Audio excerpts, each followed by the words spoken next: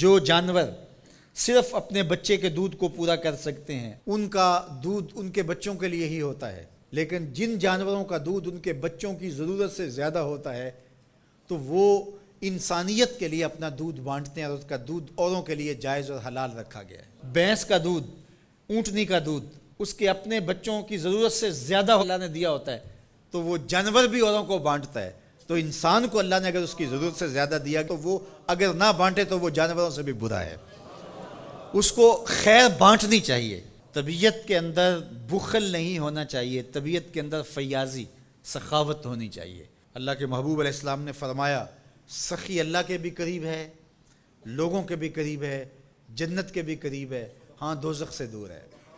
اور پھر فرمایا کہ بخیل لوگوں سے بھی دور ہے، اللہ سے بھی دور ہے، جنت سے بھی دور ہے، ہاں جہنم کے بڑا نیڑے ہے۔ اللہ اگر عطا کرے تو اوروں کو دینا چاہیے۔ سعدی شیرازی تو فرماتے ہیں کہ فقیر کی علامت یہ ہے کہ جب اس کو ایک روٹی ملے تو وہ بانٹ کر کے آدھی کسی دوسرے کو دے دیتا ہے اور آدھی خود کھاتا ہے تاکہ اپنے اطراف کے اندر لوگوں کے دکھ اور درد بانٹے جائیں۔ تو اللہ تعالیٰ جل شانہ نے اس شخص کی مذمت کی گھوڑوں کے وصف بیان کر کے، گھوڑوں کی قسمیں کر کے جو رب کی نعمتوں پر ناشکری کرتا ہے اور ہر وقت اس کا مطمع نظر دنیا ہے، تو کہا یہ عمومی لوگوں کا رویہ ہے کہ وہ ناشکرے ہوتے ہیں، وہ بخیل ہوتے ہیں، وہ ناقدر شناس ہوتے ہیں، تکلیف آئے تو واویلا کرتے ہیں، اللہ کی طرف سے نعمتیں آئیں تو پھر سانپ بن کے بیٹھ جاتے ہیں نعمتوں کے اوپر۔ یہ جو قنوط کا مزاج رکھنے والے لوگ ہیں، اللہ نے فرمایا کہ باہر سے کوئی دلیلیں لانے کی ضرورت نہیں، وَإِنَّهُ عَلَىٰ ذَلِكَ لَشَهِيدٌ۔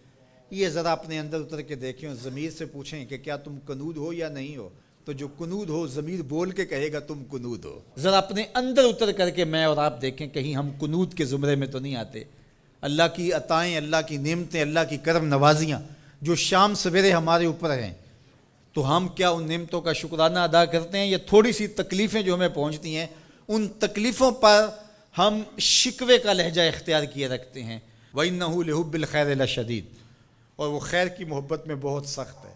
یا خیر سے مراد مفسرین نے کہا المال، یعنی وہ مال کی محبت اس کے اندر کوٹ کوٹ کے بھری ہوئی ہے، ہر وقت مال کی طلب، مال کی خواہش، جتنا بھی مال اس کے پاس ہو جائے پھر بھی وہ سیراب نہیں ہوتا۔ سعدی شیرازی فرماتے ہیں کہ پیٹ بھر جاتا ہے، آنکھیں نہیں بھرتی۔ حل من مزید کے نعرے ہر وقت لگاتا رہتا ہے کہ اور آ جائے، اور آ جائے، اور آ جائے۔ دولت کا پیار اس کے اندر کوٹ کوٹ کے بھرا ہے۔ انسان بوڑھا ہوتا جاتا ہے لیکن دو چیزیں اس کی جوان رہتی ہیں، ایک مال کی محبت اور ایک جینے کی تمنا۔ بوڑھا بھی ہو جائے تو یہ دو چیزیں اس کی بوڑھی نہیں ہوتی۔ اور دوسرا فرمایا کہ ابن آدم کے پاس مال کی ایک وادی ہو، وادی کہتے ہیں پہاڑوں کے درمیان جو نیچے جگہ ہوتی ہے، وہ ساری سونے سے بھری ہوئی ہو، اگر کسی کو دے دی جائے تو وہ آرزو کرے گا کاش کہ ایک وادی جیسی اور ہو، پھر بھی اس کا پیٹ نہ بھرے، اس کی آنکھ نہ بھرے۔ اس لیے انسان مال کی محبت میں بہت سخت ہے۔ فرمایا ابن آدم کہتا ہے مالی مالی مالی، میرا مال میرا مال۔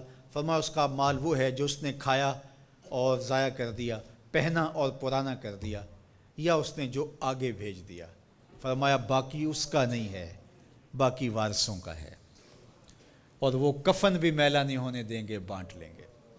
جاندی واری ڈرونا بنے ہوتے، ہاتھ نہ لاندے ڈر دے، جنہ لئی تو پاپ کمائے اج کتھے نہیں تیرے کر دے۔ وہ میاں صاحب اپنے لہجے میں بڑی خوبصورت بات کہہ گئے، بہت خوبصورت ہے کہ بڈھا بہ کے سوچاں سوچے میں مالک ہاں کردہ، بڈھا بہ کے سوچاں سوچے میں مالک ہاں کردہ، کر دے بہ کے کرن سلاواں بڈھا کیوں نہیں مرتا۔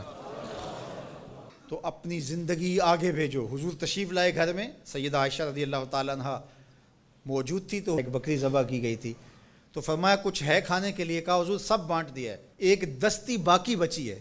حضور نے فرمایا جو بانٹ دیا ہے وہی باقی بچا ہے، جو بانٹ دیا ہے وہی باقی بچا ہے۔ تو جو انسان آگے بھیج دیتا ہے، اللہ کی راہ میں خرچ کر دیتا ہے، لیکن بہرحال یہ تو تھوڑے لوگوں کو راز معلوم ہوتا ہے، اور یہ طبع میں چیز راسخ ہو جائے یہ تو چند لوگوں کا مقسوم ہوتی ہے۔ عمومی طور پہ جو رویہ ہے قرآن نے اس کو بیان کیا، وَإِنَّهُ لِحُبِّ الْخَيْرِ لَشَدِيدٌ، بے شک وہ مال کی محبت میں بہت سخت ہے۔